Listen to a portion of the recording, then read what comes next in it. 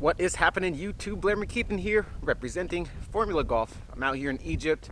I've already met quite a few players, some of whom I played with in Q School in Spain, and others who I just happened to meet and got along with real well. So we've been having breakfast and lunch and dinner and playing some practice around with these guys. So I'm going to introduce you to a new player today named Mohr, and we're going to do a quick little what's in the bag and get his story a little bit.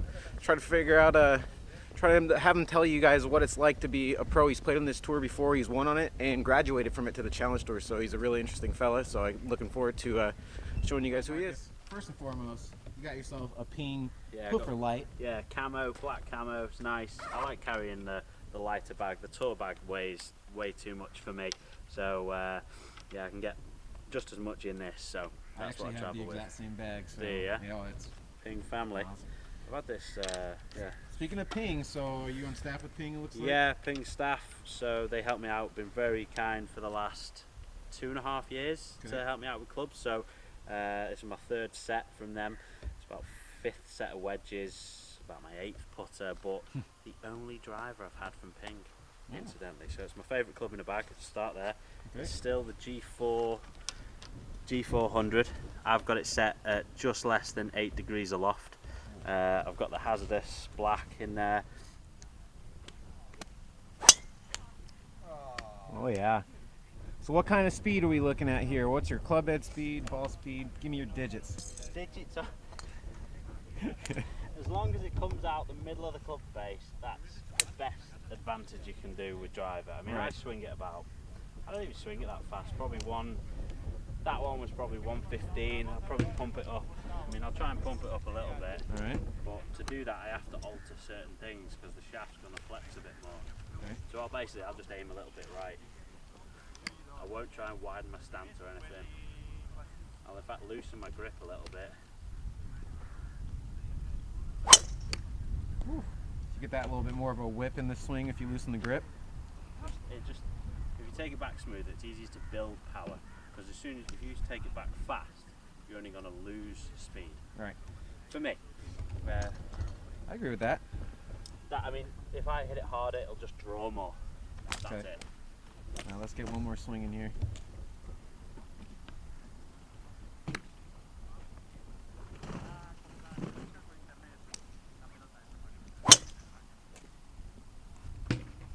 Oh, sounds good. Looks good, man. All right. So what did you shout for, right? Imagine that. Was that a shank? This is Dan. He might be on this video. No, Cheers. not. He will when he's driving it. He's driving it really good now, so. Driving on the string, that loose string that you're talking about? Yeah, that's literally driving it on a string.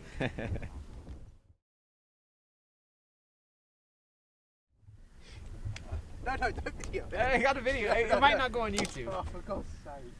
but it might go on YouTube. No, I don't want this. I need this on YouTube. This is my protege. Okay. There you go. Full YouTube job. That's okay. Down and left, right?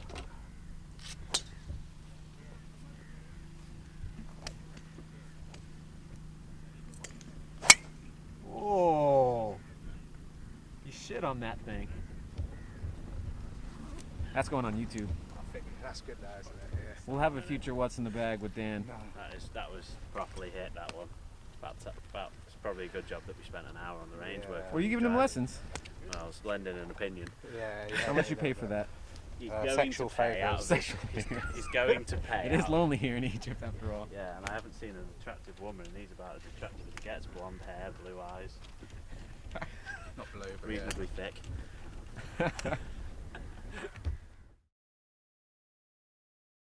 Now I've got the same shaft in my driver 3-wood and 5-wood. I do carry a 2-iron on occasion.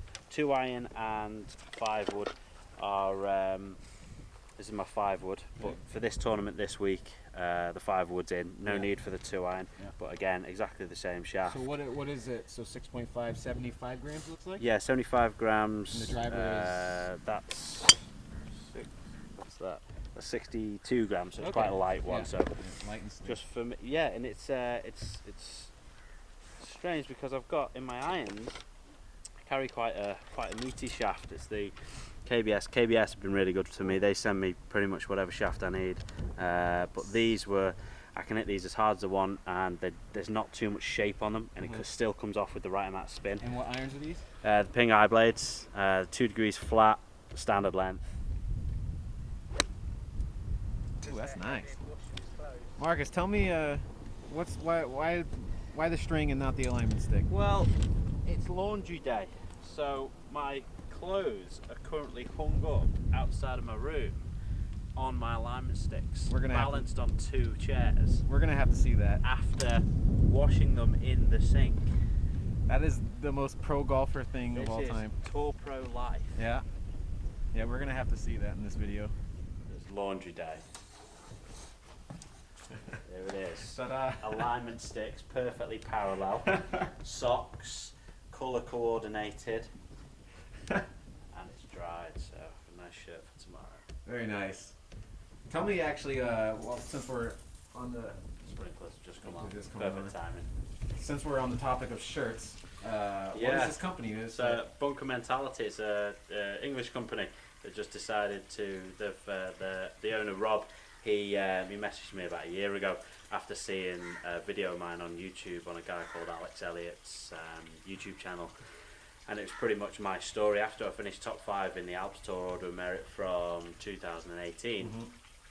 Which obviously got my 2019 playing rights on the Challenge Tour. He did a YouTube video, he did 3 actually, and one of them was talking about my story and how I've, why I'm a golfer and what it's taken to put me here. And there's some interesting facts, selling my car to have enough money and leaving a golf club to have enough money and all that stuff. So he kind of liked it. So he said, you should put your journey out there on social media, and he's very kindly agreed to support me for the 2020 season. That's awesome, man. So, putting this out there, you have yourself a YouTube channel. I've just been started in the just YouTube started game. it. Yeah, it's a bit of a new one for me because I've always been quite an introvert when it comes to putting my thoughts and feelings out there. But social media being an awesome platform to reach everyone, I thought maybe some people would take comfort in hearing my journey and hearing how I've done it, and what it's taken to put me here. So I just want to encourage people, help, almost maybe motivate some people. If they learn anything from it, then that's great, but I'm just doing it for me and doing it to almost spread the awareness of what it's really like on second and third tier golf. That's perfect. Guys, let me get this camera this way.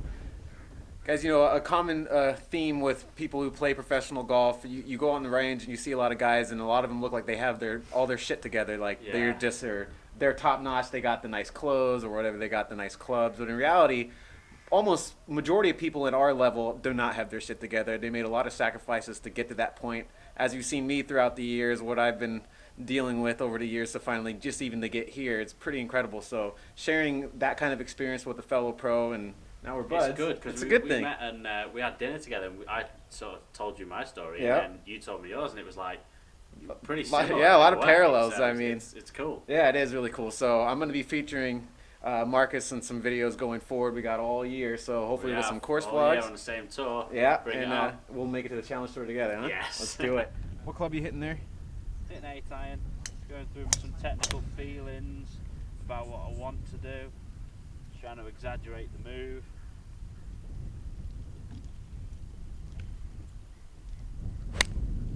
That looks nice. It'll do on YouTube. Yeah. Tell me hit a few more.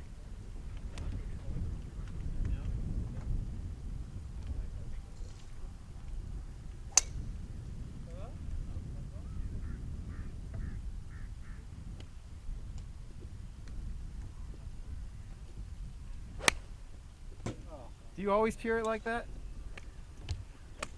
Most of the time.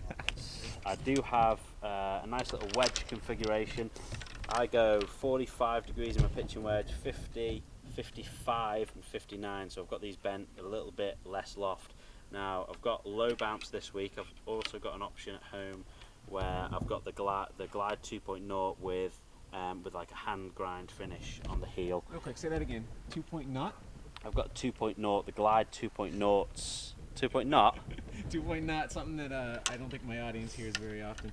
Oh no. No, Why 2.0. 2.0. Sorry. Yeah. Yeah. Come on, we, man. yeah. We need to sort that out. We need to say we set some ground rules. And the 2.0 There you go. at home with That sounded natural. a bounce option. Now this little beauty, this little putter, is my favourite club. This is amazing. It suits me down to the ground. It looks fantastic over the ball. Really good alignment aid. I've got the old TW putter grip, and it's just set up for me. And I feel like I can start the ball online every time. And with the face insert, I can get a nice feel, really soft feel. It's actually 1 degree upright. That is. So. Very nice. You got yourself a nice set of clubs. I have. All Yeah. right, well, let's look at what's in the bag. There's something that immediately comes to catches my eye. So I've got a spirit level, a digital spirit level, and this helps me with my green reading aim point. So Aim point. yeah, so I can calibrate a green within just a few minutes of when I'm there. Now, what is good about my bag is I think I've got tees and everything in there. Now, a little shout out to the Golf National in Paris. They are very good. I've played there. I think they've got me on record of playing over 60 rounds at that place, and it's my favourite, or certainly top 3 of the courses I've ever played. I'm very jealous of that. I think it's really hard. I know it's 155 on the slope rating. So there's only 2 courses in the world that are 155, and that and Bethpage Black are them. Other than that, there's this, which is everyone doesn't know what these are. This is my where my course guide goes. So this is yardages, and so say if I've got 200 yards, so 200 yards. This is what I call a baseline. So the baseline is 10. So I'm not imagine 10 as being an inner ring to the green. So if I've got a pin that's 5 yards from the left, I will aim and try and hit it 5 yards right of that flag. Just for my, I believe that we go into the golf hole with a shot pattern. So it just tries to take out, if I make a quote unquote good swing, short-sided myself too many times. So there's a little bit of instruction and a little bit of help for me in there. But I've got the normal Bushnell spare battery. I've got the Golf National ball marker in there. What kind of golf ball do you play? I play in here. I play Strixon Z Star XV. Now I've hit that ball for 10 years, and interestingly enough, they just always consistently come out best on a speed test, on a spin test, and I'm used to chipping with it as well, so I know what it's going to do when it lands, when it reacts, and how it plays around the greens. Very nice. So they help you out, obviously, too. Yeah, or? they sent me a 12 dozen at the start of the year, so hopefully I don't need that many. Right. I got a question that a lot of people might be interested in. So the difference in sponsorship opportunities when it comes to clothing, golf clubs, is it much more accessible when you get to the Challenge Tour compared to Alps Tour? Yes, it is. Instantly when you get to the Challenge Tour, Titleist offer you a ball, shoe and glove contract, where predominantly you get as many balls as you want, you get a couple of pairs of shoes.